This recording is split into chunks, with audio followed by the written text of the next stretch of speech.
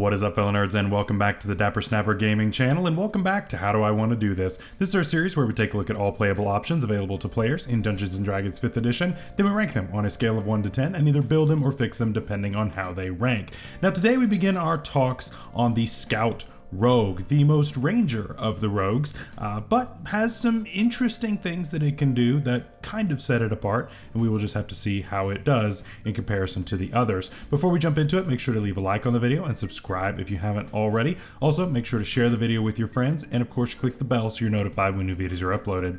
Before we get too far into it, I want to say thank you to all of my subscribers. We just reached 4,000 subscribers yesterday, actually, and I am super pumped about that. So thank you all so much for all of the support, both on the Pokemon side and on the D&D side. I know that I'm kind of split in doing two different things, but I really appreciate the support, and especially those of you who are checking out both sides of the content.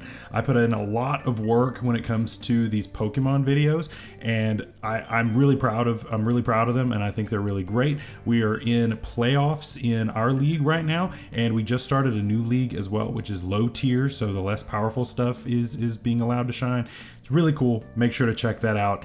Let's go ahead and jump into the Scout Rogue though. So the Scout Rogue was introduced in Xanathar's Guide to Everything, and you would honestly think something like this would have come a little bit earlier in the life cycle. It really exhibits a lot of Ranger-ish type of things. It kind of wants to feel that way. But at the same time, it's kind of a nothing feeling kind of subclass, at least the way that I see it. There's not a lot of specific flavor to this, and so that's both a good and a bad thing. On one hand, there's nothing specifically leading you towards any type of character specifically. But at the same time, that also means that you can really be whatever you want to be. Some people like this, some people don't. It has nothing to do with the ranking, but as far as, specific flavor, there's really not a whole lot here. It is a blank canvas, you do what you want, but some people like that, some people don't. But how does it go mechanically? Let's find out. At level 3, we get Skirmisher, and this is kind of the signature ability. There's not really a quote-unquote signature ability to this subclass. All of them kind of work together in that way, but this one's kind of important, right? So very simple. Whenever an enemy comes within 5 feet of us, we can use our reaction to move up to half our speed, however we want to do that, and this does not provoke opportunity attacks. This is pretty cool. It's a nice movement option, gives us something to do with our reaction, which we don't have a lot of right now, at least not until we get things like evasion, that kind of thing. So it's decent for now.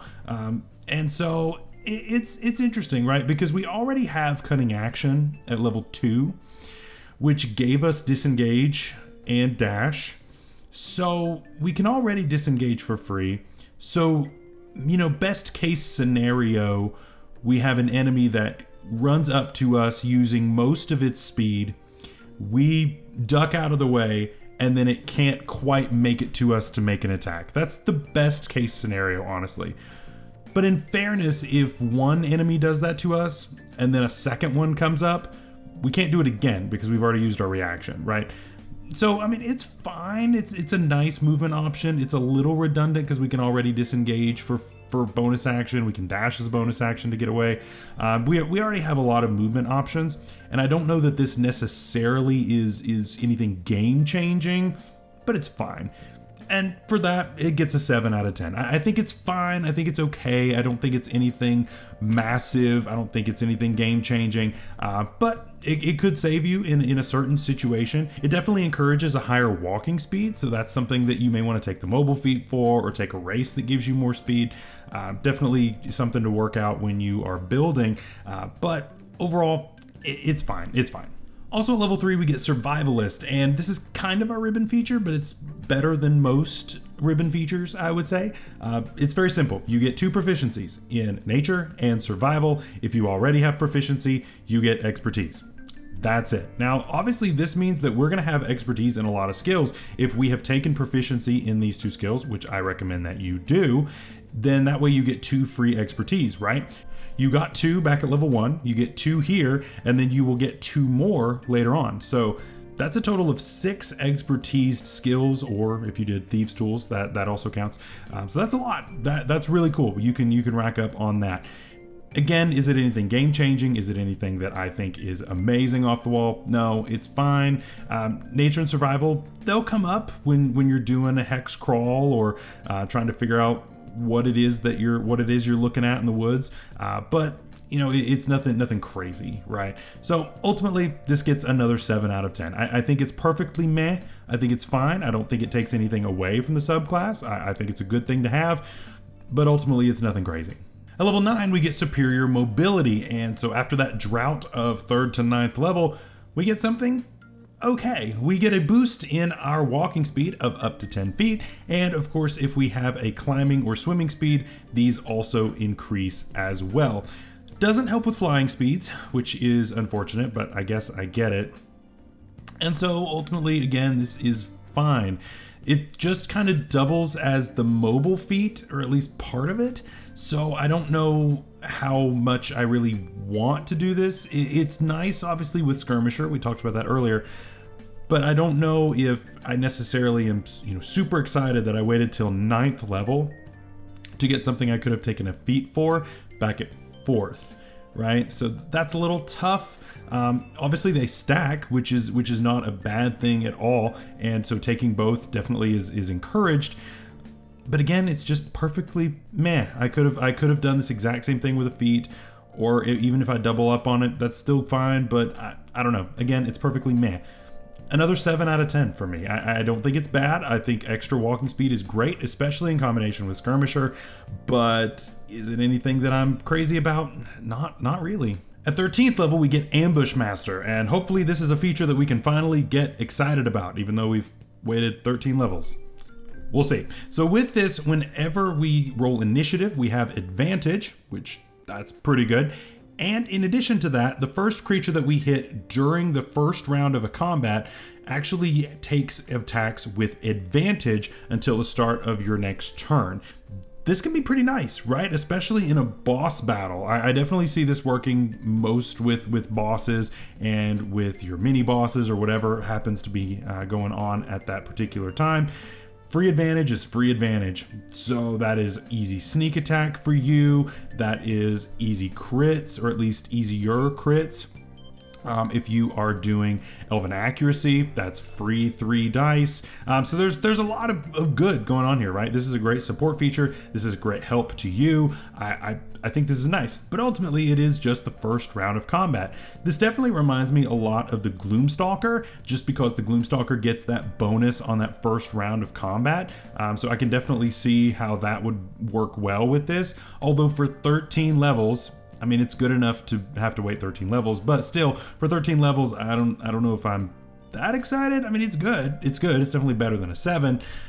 Marginally. I think it's an 8. I think it's an 8 out of 10 just because we had to wait so long and it only lasts 1 round of combat.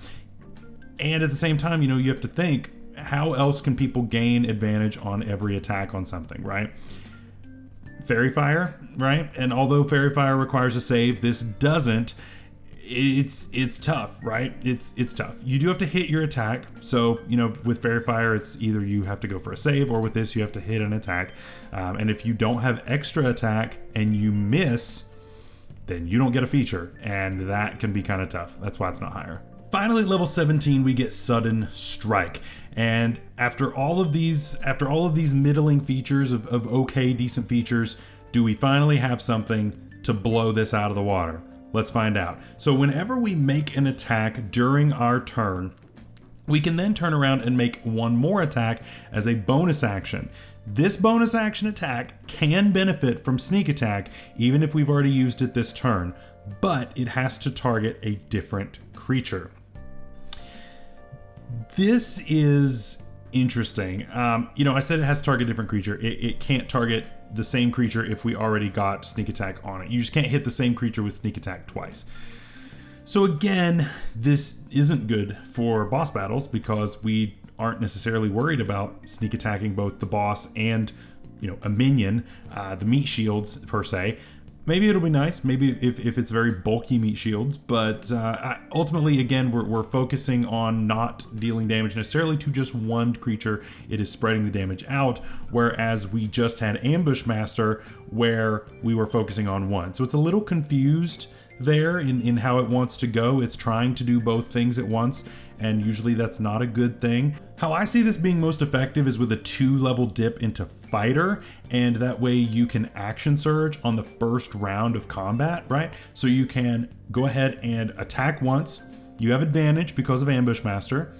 You have advantage, so you got your sneak attack, pivot to another creature for your bonus action, and then you go ahead and hit that, also dealing sneak attack. Then you action surge, hold your action, and then wait for whatever trigger you set, and then deal sneak attack again. That's 3 sneak attacks in one turn, which is pretty great. You can only do that one time, and you can only deal sneak attack to 2 times on one creature rather than all 3 on one. So, you know, that helps a little bit more with boss battles, but again, I know not everybody likes multi-classing, so not really something that I can base my ranking on. And ultimately, this is a 17th level feature, so the ranking here doesn't matter nearly as much as the early levels anyway.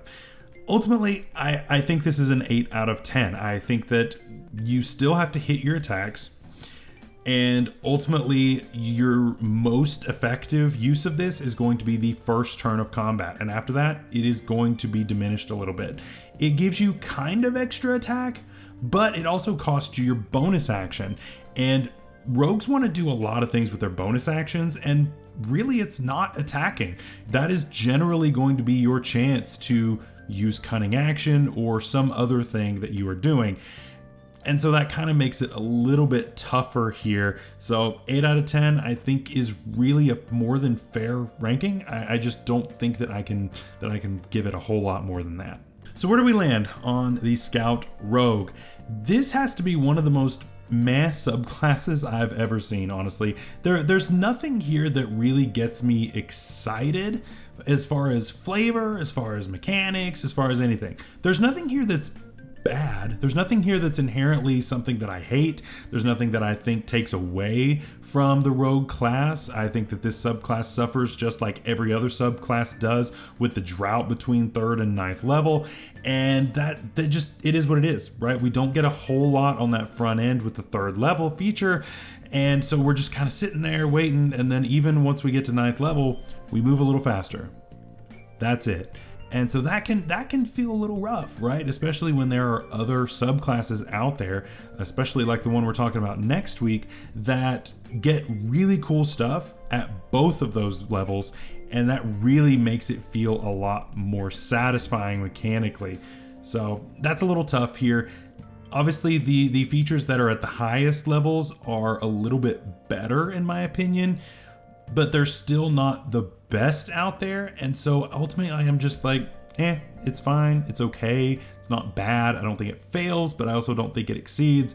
And that's where a 7 out of 10 comes in for our ranking. So let me know down below if you agree with my ranking, if you think that I am completely off base, if this is the best thing you've ever seen and I'm just a hater, or if you think that I'm overblowing anything. I really don't think it's possible for me to overblow anything on this.